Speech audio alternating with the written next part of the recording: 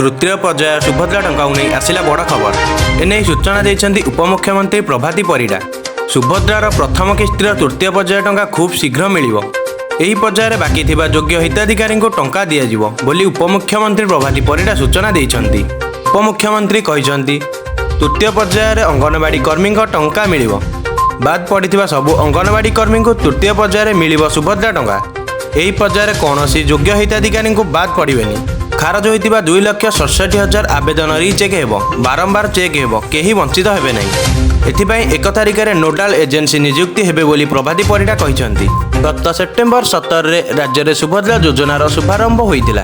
भुवनेश्वर रे आयोजित एही कार्यक्रम रे प्रधानमंत्री नरेंद्र मोदी जोगदेई एही कार्यक्रमर शुभारंभ करथिले। सेही दिन प्रथम किस्तिर प्रथम पर्यायर राज्य में 25 लाख महिला को सुभद्रा टंका मिलितिला।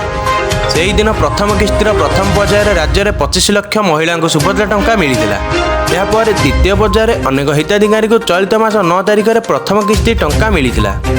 से दिन 35 लाख रु अधिक हिताधिकारी एही टंका पाइतिले। प्रथम 2 पर्यायर एजाबाद प्राय 60 लाख महिला सुभद्रा योजनार प्रथम किस्ती टंका पाई सारिलेनी। राज्य सरकार कोटिएरु अधिक महिला को सुभद्रा योजन सामिल कर टंका देवाक लक्ष्य रखिछन्ती। आसंता मार्च 8 तारिख में द्वितीय किस्ती टंका प्रदान करा निमंते घोषणा करा जाइतिबारु एहा पूर्वरु समस्त योग्य हिताधिकारी को प्रथम किस्ती टंका प्रदान करने को राज्य सरकार लक्ष्य धार्य करछन्ती। तेबे एही पर्यायर केते महिला अकाउंट को टंका जीव ता स्पष्ट होई पारि नाही।